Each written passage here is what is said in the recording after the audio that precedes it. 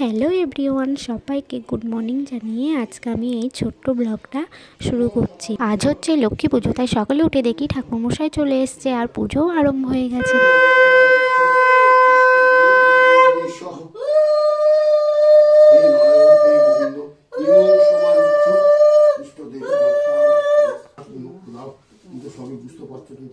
আর এদিকে দেখো বরমশাই এখনো শুয়ে আছে।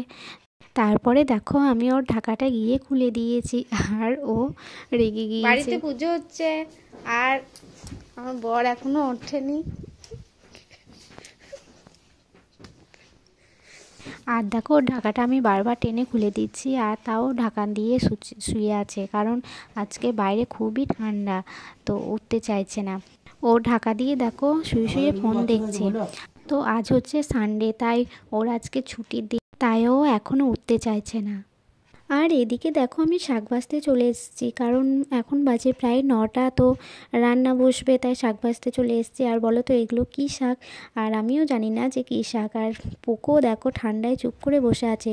তারপরে চলে এসেছি ছাদে। তো ছাদে এসে দেখি বাইরে খুবই কুয়াশা, মানে খুবই ঠান্ডা।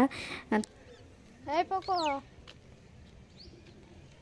আর এদিকে দেখো পোকো ছাদে চলে এসছে আমার সঙ্গে সঙ্গে, মানে ছাদে কেউ এলেই ও তার পিছু পিছু চলে আসে। আর ও ছাদে এসে কেমন বদমাশি করছে দেখো।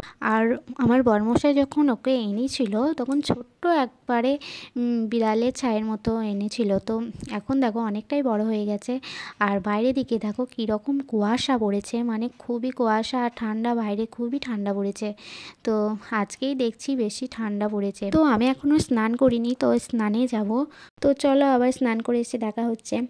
আর এদিকে দেখো আমি নিচে যাব, আর এই দেখো নিচে যাচ্ছে দেখো।